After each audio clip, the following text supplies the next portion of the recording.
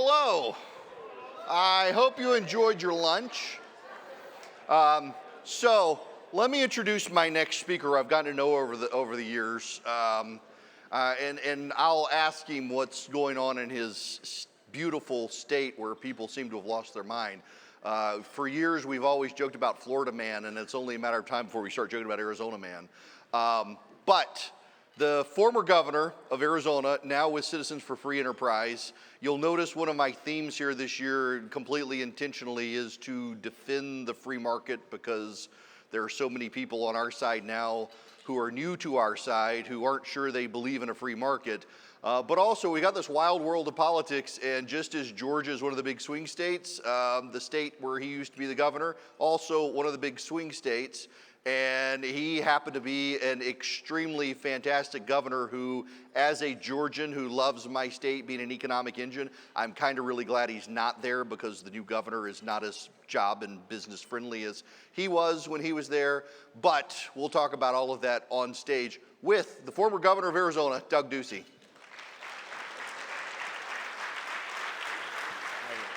Thank you.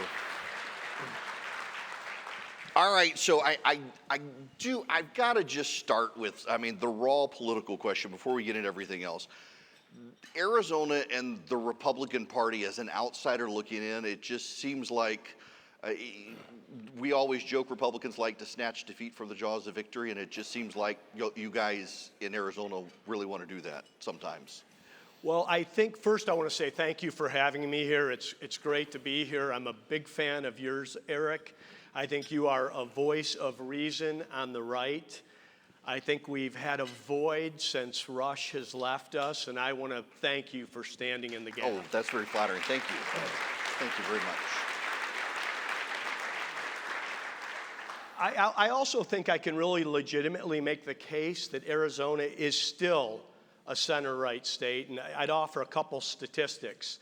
I won the governorship in 2014 by 12 points, and the wind was at our back as Republicans. I won re-election in 2018 by 14 points, a larger margin, and I won 44% of the Hispanic vote against an opponent named David Garcia. He was French, right? Yeah. Well, it just shows when we don't play identity politics, and we shouldn't, because we wouldn't be very good at it. But when we get in those rooms and make the case for our ideas, we win, and we can win by bigger margins.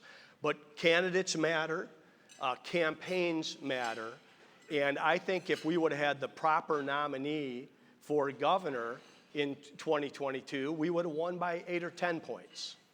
But we are where we are right now, and there are some platelets that are shifting, and I think some things are resetting. It's part of the reason why I set up Citizens for Free Enterprise.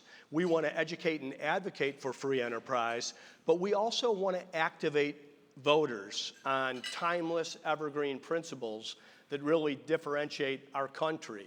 So we're on the ground in Arizona, and we're on the ground in Georgia right now. I'm good friends with Brian Kemp, and I believe we can deliver these states and bring new people into the system, but we are in a spot right now in Arizona, and we're going to have to navigate out of it. Okay, so before I go on, and this is a complete tangent off everything, hitting my 40s, I needed to develop a good hobby, and golf in Arizona and golf courses. How does one play golf in Scottsdale in the summer without dying? You got to go out early. If you tee off, if you're first off the tee box, you can be done by 11 and you're at the pool by noon. But summer's going to be here any day in Arizona. It's hot. Okay. Now, Citizens for Free Enterprise, it's been a theme of mine, and I feel like I keep beating my head with people on the right who feel that they have a misunderstanding of what free enterprise is, I guess, to a degree, that, by free enterprise, we're allowing these corporations to push woke values. We have to fight back, which means we must become against free enterprise, which I don't think that's the case at all. And it seems to me that it's not a matter of like communists say, well, we've never really tried communism. We actually have tried the free market in this country, and it worked quite well.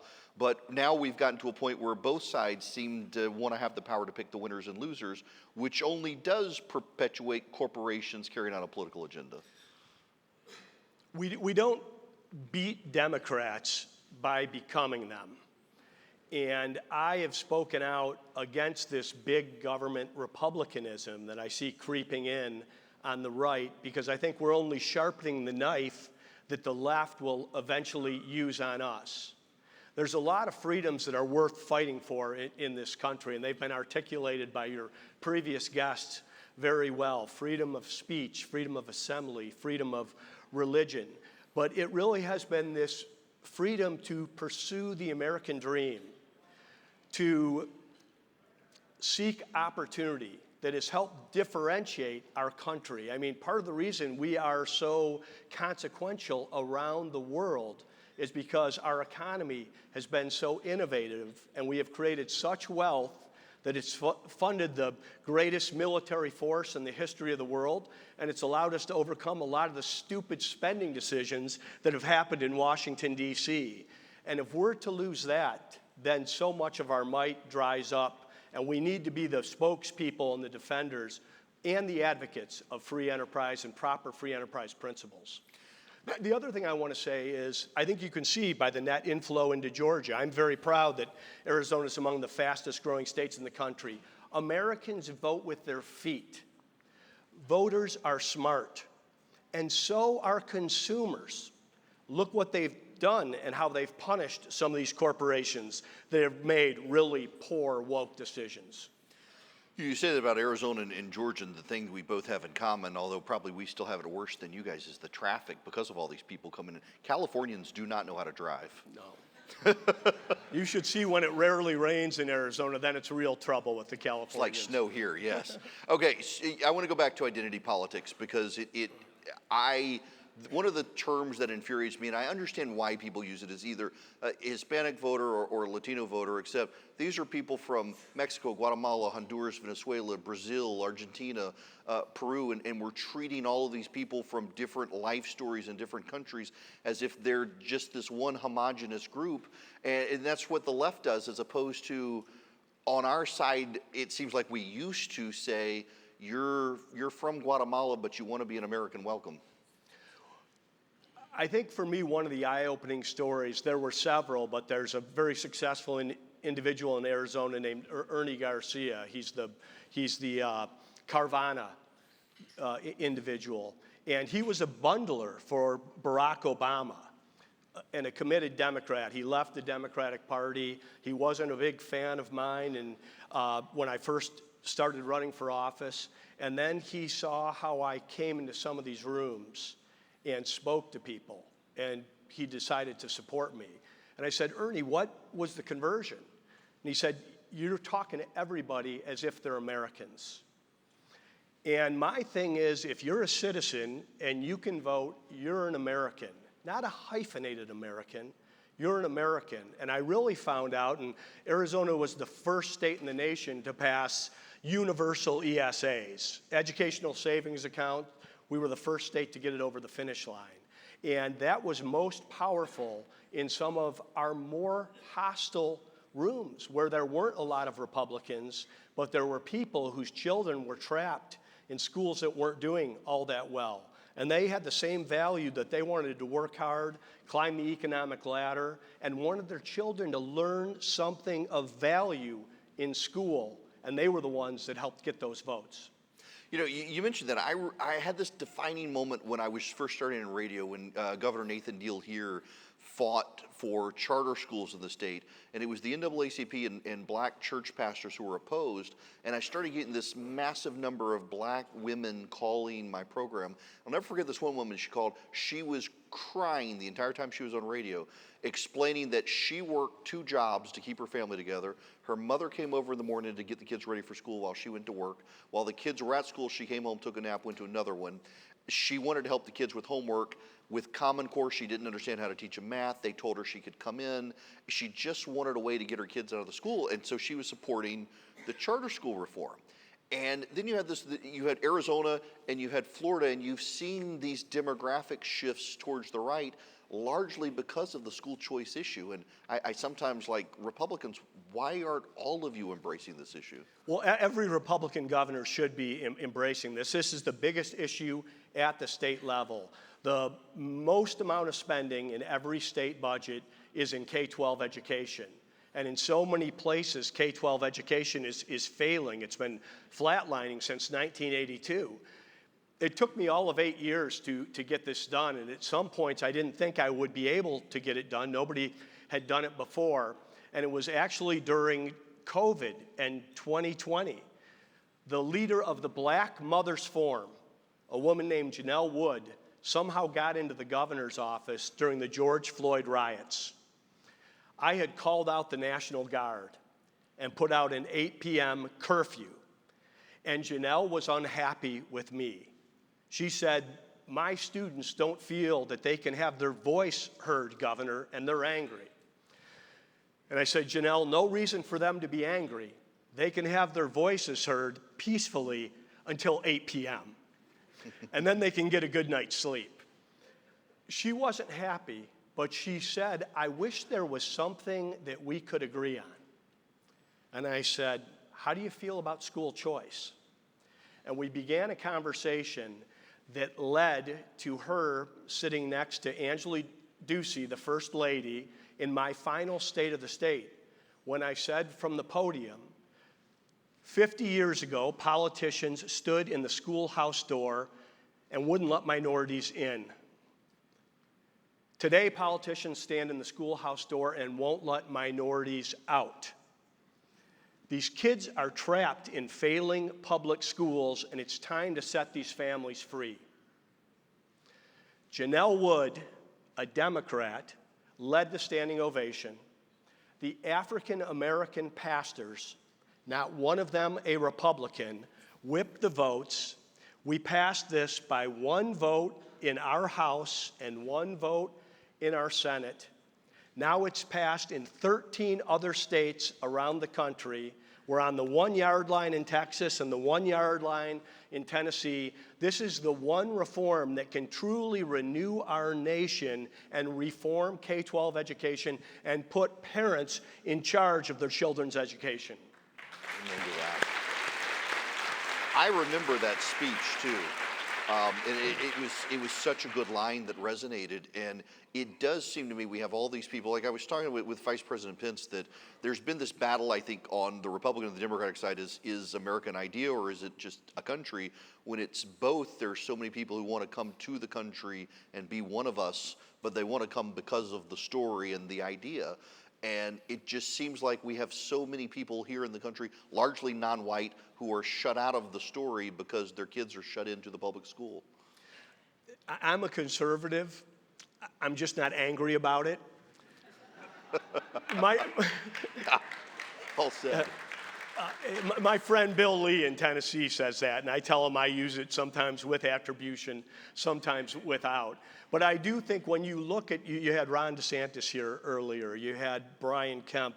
These are excellent governors, but if you take a close look, it's a winning playbook. And it's a playbook you can walk into any room in your state and make the case on this. And like I said, the number one investment line or spending line, depending how you look at it, is in K-12 education. And a lot of folks start out hostile to some of these ideas. But sometimes I think we forget, as elected leaders, we think we have some power, and of course you do as governor. But your real power is the platform in which you're standing on. And I think we shouldn't forget that we are, when we're at our best, in the persuasion business. We do have the better ideas. The country is divided. It's divided politically. But I get a focus group once or twice a week, which is sitting coach on Southwest Airlines or American Airlines. And, undoubtedly somebody will say, "What do you do?" or "Where are you from?" And, it's a 50% chance I'm going to be sitting next to someone who votes differently than I do. But through the course of that conversation and talking about some of the things that we were able to do in Arizona or what you see happening in some of these other Republican states, the country is not divided on supporting our police force.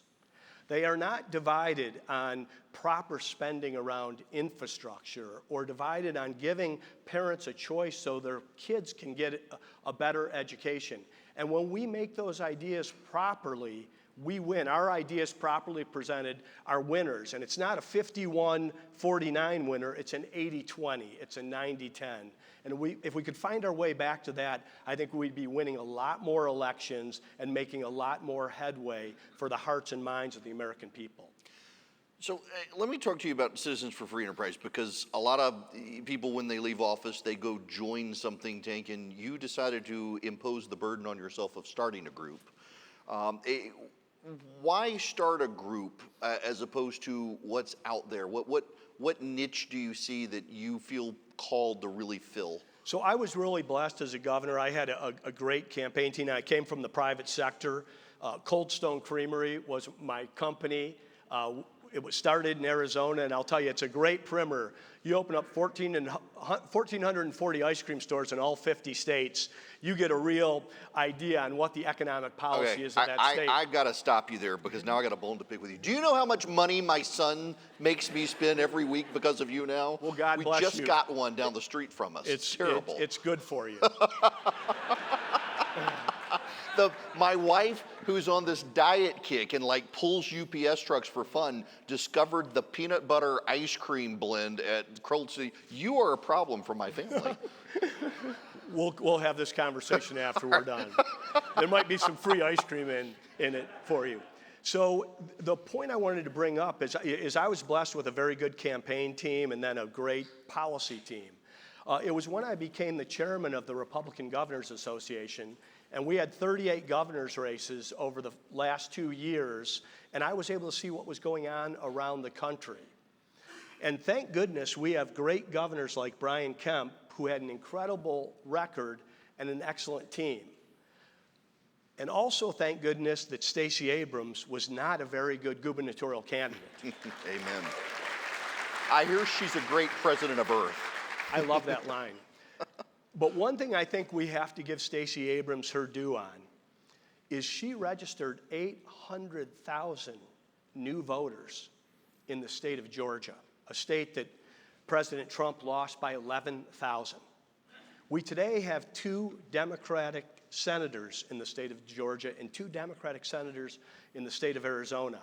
And what I really noticed on the right is there was no one really doing the hard work of actually registering new voters, of getting into those hostile rooms. And you can probably tell I like going into hostile rooms and making the case for things I believe in. It should scare all of us to death if you went into a high school or a college classroom today with a placard that said socialism and capitalism. It's about a 50-50 proposition. So if we don't get back to making the case and then asking those young people to identify with certain principles that can influence their future career and pursuit of happiness, we're going to be really behind the 8 ball. And I think this idea, we want to work with state parties, but state parties are supposed to be in the business of registering voters, raising resources, and winning races. We want to bring those assets and data and knowledge to that, and when we have a party chairman that wants to be our partner, we'll be arm in arm. There's no turf war there, but if there's somebody that wants to work against a sitting Republican candidate, like we've experienced in some of these other states, we're going to be there to protect and defend. So I get to nerd out with you here on this point, because in a former life, I ran campaigns, and I loved the ground game. And I don't think people understand. In fact, I had a lady call yesterday. Her name was Gretchen. I know because that's my sister's name. She's like, does knocking on doors really do anything? I was like, there's overwhelming data to show that the more you knock on someone's door and connect with them as a neighbor, the more likely they are to turn out and vote for your candidate. And it does seem like, as a state, and it doesn't matter whether it's Democrat or Republican, as that state becomes monopolistic towards one party, that party's ground game begins to collapse, and over time, it gives way for the other party to start knocking on the doors, which to some degree I think we saw here in Georgia, where the Republican Party began to rest on its laurels, and Stacey Abrams saw that and won, and how important it is to actually connect with your neighbor physically, not just on Facebook, but actually show up at their house, where people don't want to be bothered anymore, and yet it actually works. Campaigns matter. They make a huge difference, and we could talk about all kinds of examples where somebody had a better campaign. I also think that the candidate matters, but this ground game is a real difference maker, and Arizona, in a way, enjoyed an embarrassment of riches as a red state. It wasn't that long ago that we weren't being contested in a presidential election, and I think a mindset crept in on the right that if I win the primary, I win. And that was true for some time. Well, it's not true today, and I think Arizona is very reflective of the country in many ways. We're 34% R, we're 33% D, and then the biggest party in the state, or equal to the Republican Party, are independents or non-affiliated. So once you win the Republican nomination, the Republicans are with you. They are going to vote for you.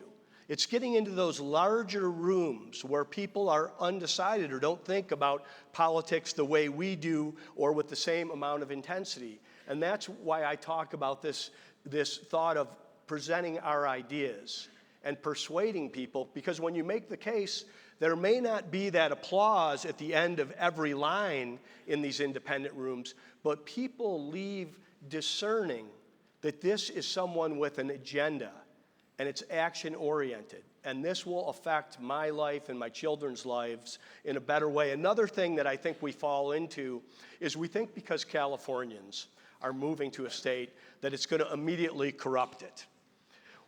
Let's remember that Ronald Reagan was a Californian, and he would likely be leaving California at this time as well. And the only state that's had more Californians move to it than Arizona is Texas. So people leave California for a reason. I mean, Reagan said had the Pilgrims landed on the West Coast, they would have never bothered to discover the rest of the country. That's what California used to be. But decades of failed leadership and failed policy have people fleeing the Golden State. And it's benefiting many of these red states. But we do need to remind them why they left and why these ideas are in their best interest before we ask them to change party registration. You know, it's interesting you say that. I remember the exit polling from 2022 that new Texas voters who had moved into the state tended to be far more conservative than the people who were lifelong Texans in urban and suburban areas. That stat just continues to stand out to me. Now, let me give you a quote. You can steal this one too. This is from James Carville, and I've always thought it was one of the best political quotes. The goal is not to win the primary. The goal is to win the election.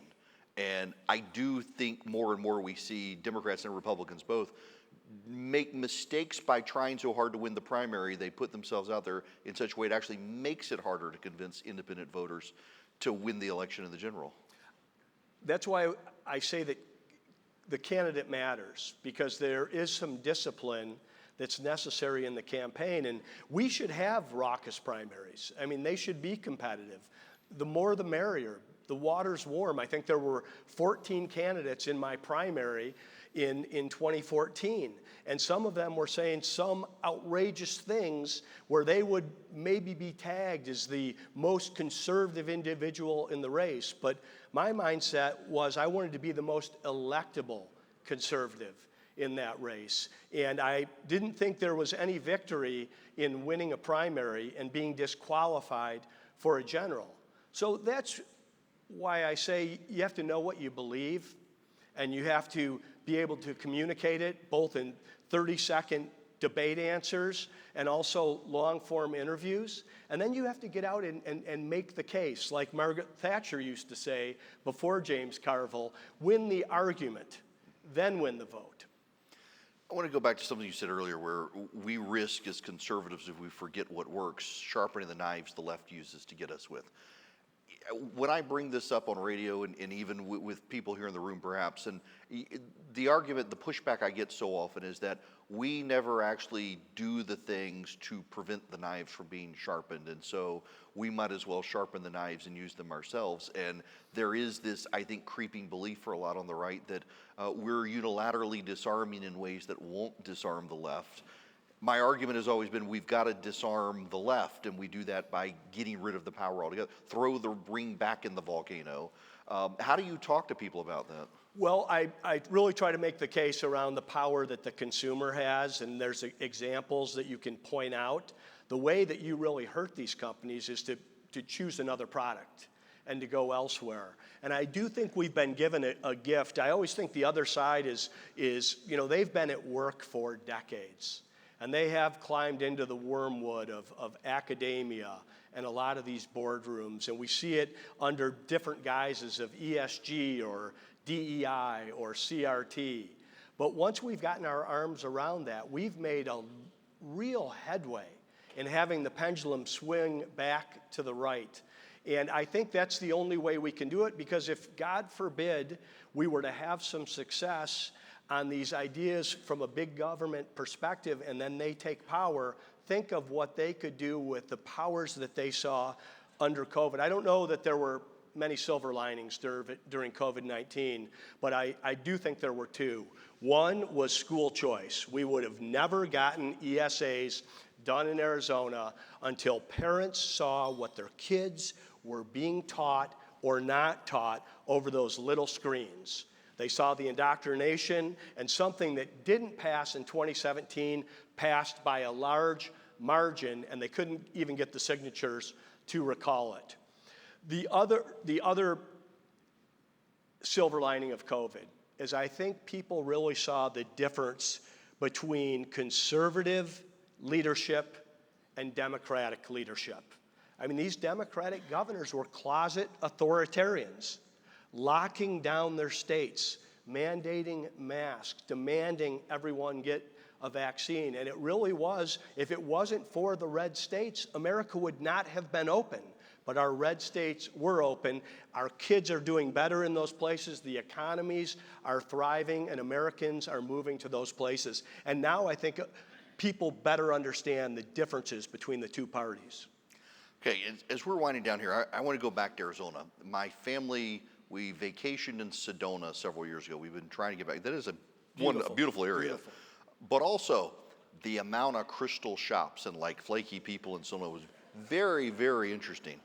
If someone wants, what do you recommend if people go to Arizona? Like I've been to the Biltmore, I've been to Phoenix, I'm on the radio in Phoenix and Tucson. What do you recommend people see when they go to Arizona? Well, if you can come out for spring training, we've got 16 of the Major League Baseball teams that are out there for March and April. It's the most beautiful time of the year. Ron DeSantis is around. Note, they don't all go to Florida these days. And you're in Greater Phoenix and Scottsdale the entire time with these great spring training ballparks. And then I know you love golf here in Georgia, and you have the greatest tournament in the history of the world. We have a great tournament as well called the Phoenix Open. Yes. It's a little different than the Masters, and it's always the week leading up to the Super Bowl. Those are two incredible events. And then if you want to get outside of Phoenix, you know that Sedona is beautiful, but it also does have some of those idiosyncrasies of being around the vortex. And then Flagstaff, Arizona, in Coconino County and the White Mountains, it snows there in the winter. It's got the most beautiful summer when it's hot in Phoenix, and that's actually where you want to go to play golf.